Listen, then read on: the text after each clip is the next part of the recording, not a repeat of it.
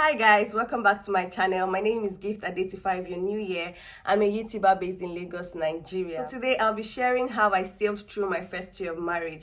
So this video was requested by one of my followers, and I asked you guys on Instagram to tell me what video you want me to film for you guys, and I got tons and tons of video recommendation. So this is one of the videos that you guys asked me to film. So I'll be talking about how I sailed through my first year of marriage, things that worked for us, and basically sharing points that I think would help you in your marriage too. So let's get straight into the video.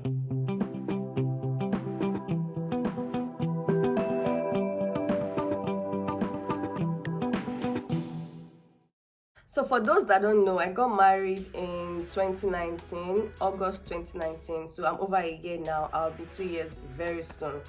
And I got pregnant in my first year of marriage. So you guys, getting married and being pregnant, I think me being pregnant brought me and my husband closer. Like, the bond grew stronger. We were always doing things together, and I don't know if it was because I was pregnant, but that's just brought that made our bond so strong. We were always together, doing things together, sharing things together, reading stuff, researching about the baby, about pregnancy, things to do, things not to do, and all of that. So that brought us together.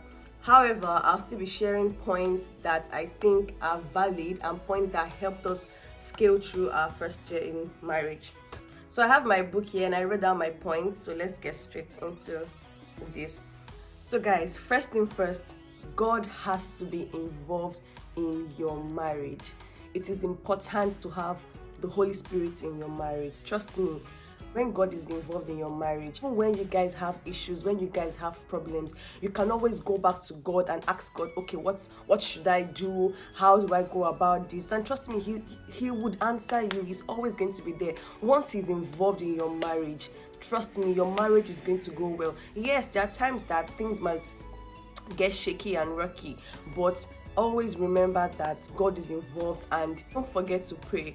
Prayer is very, very important. Not just praying alone, but also praying with your partner. Like, this is something that we do every single day. We pray together, and thank God for our pastor who does this morning prayers, which also motivated us to constantly pray. Like, for instance, if I'm sleeping and my husband wakes up, because we had to set an alarm so that we don't miss it. So if I'm sleeping and my husband wakes up, he taps me, babe, it's time to pray.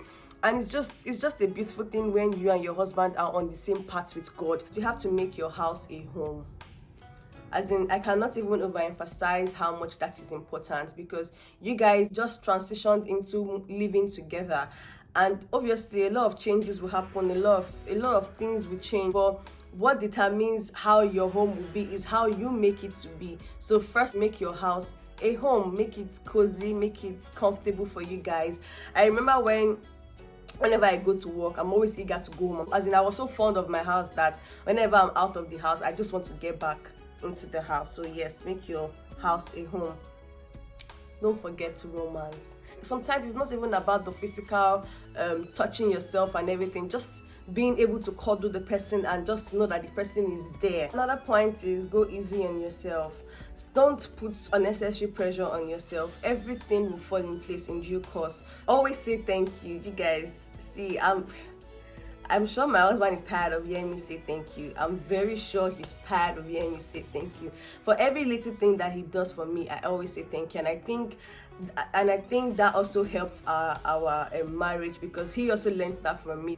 Like, if I do something for him, he just say, oh babe, thank you so much, and it just goes a long way. It just shows that you appreciate the person, and it shows that you appreciate the person's work, you appreciate the person's sincerity, and you appreciate the thoughts of him doing what he did for you. So yes, thank you is important. Take care of yourself. Don't forget to take care of yourself. In as much as you're married, you have your home to run, you have your husband to take care of. Don't forget you are still existing. Take care of yourself. Take out time to treat yourself. Take out time to have fun. Take out time to enjoy yourself by yourself. Don't forget yourself, and don't lose yourself in the process. It's not easy managing the house. It can be a whole lot, but always have it at the back of your mind that you need to take care of yourself first.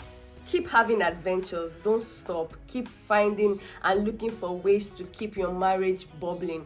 I remember when we were on lockdown and it was just both of us in the house, yeah.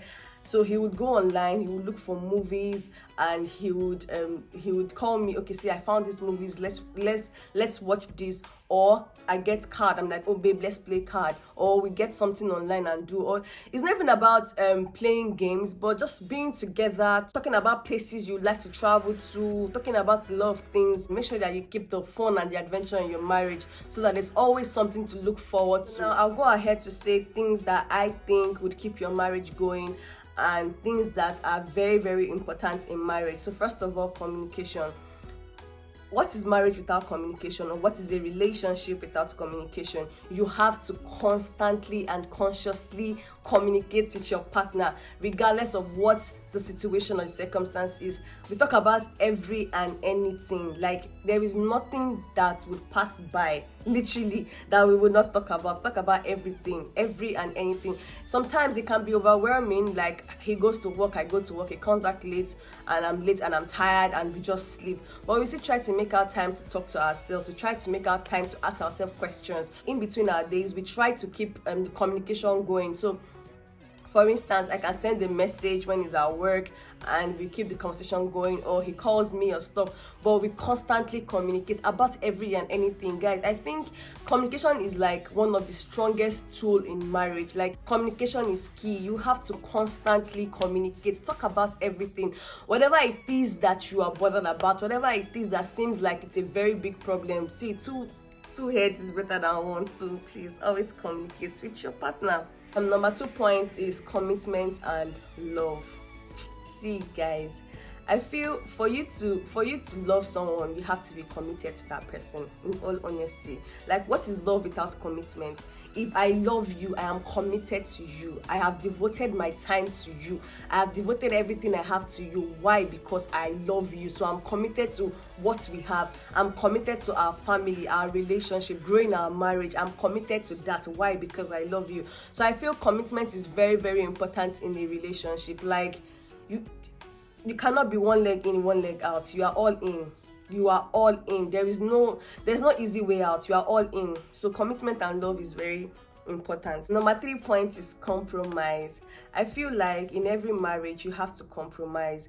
Before we got married, or while we were still dating, there were a lot of things that used to affect our relationship back then. Like, we were always fighting about these particular things, and we had to realize that, see, if you don't like this, I don't like this, we have to come to a compromise. We have to meet ourselves in the middle. It can be very, very tough sometimes, because it's almost like you are choosing the other person before yourself. But I feel like when you guys come together and you communicate about it, then it will be easy for you to compromise. Respect and forgiveness. I feel like respect cannot be overemphasized. There is no man that would want you to disrespect him, either publicly or privately. I think respect is very important. It just builds their ego. It makes them feel like, yes, I'm on top of this game. I'm the head of this family.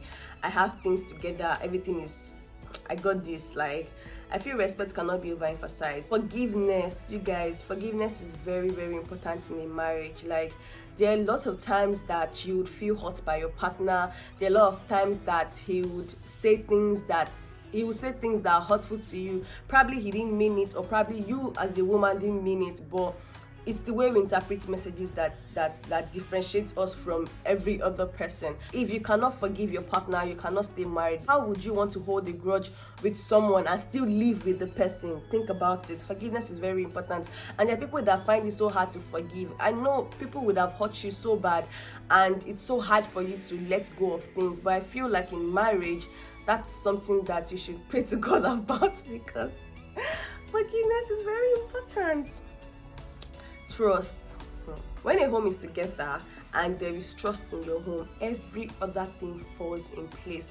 There is no, what's my husband doing right now? He has not called me.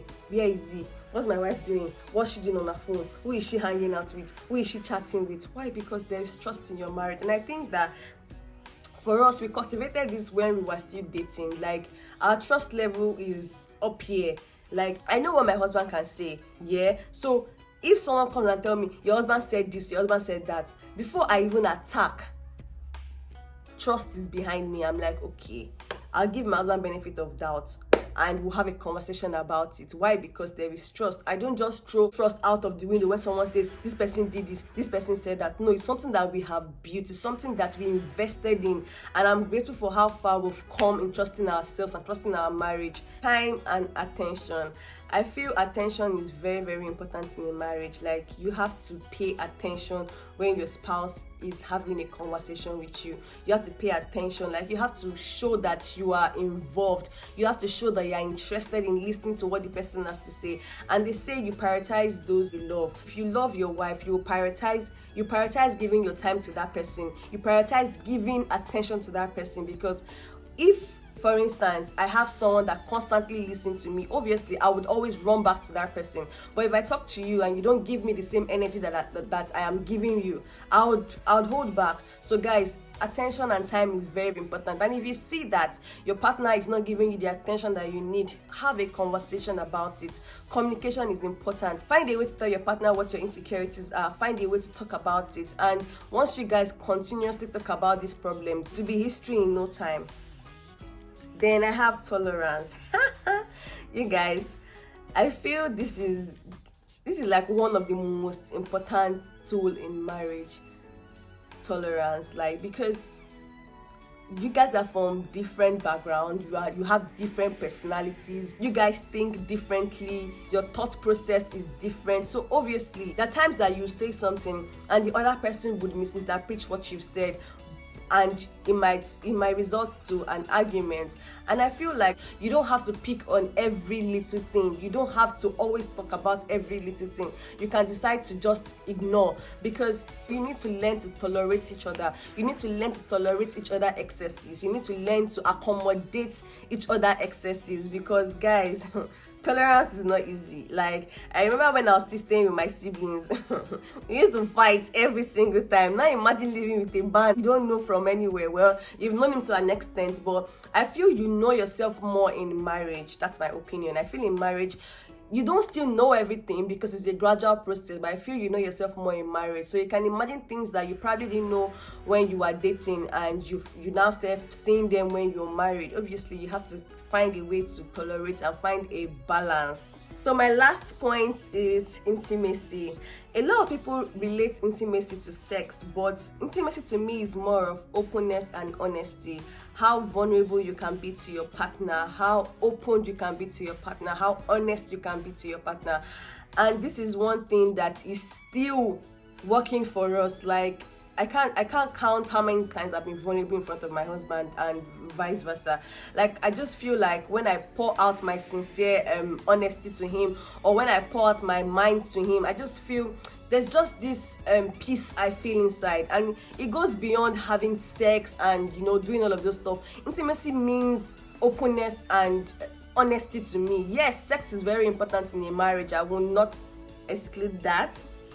Very important. The fact that you feel vulnerable enough to open up to this person just shows that you guys are on a path of success. So guys, these are the things that helped me and my husband scale through our first year of marriage. I'm just a year plus in marriage, and I know that we have a long way to go, because this is forever and I'm still learning. We're not perfect, but we have a beautiful marriage. That's one thing I'm grateful to God about, the fact that we can always talk about what our problems are, and the fact that we are committed to make our marriage a success is something that's kept us going. And I hope that you find this point useful in your marriage. Like, everything doesn't have to result to arguments. I won't say we've not had days that we argue. Yes, we do, but we always come back to communication. Like, even if no matter how intense or no matter how heated the argument is, we always resort to communication. Yes, we can give ourselves time to cool off and all, but would always resort to communication.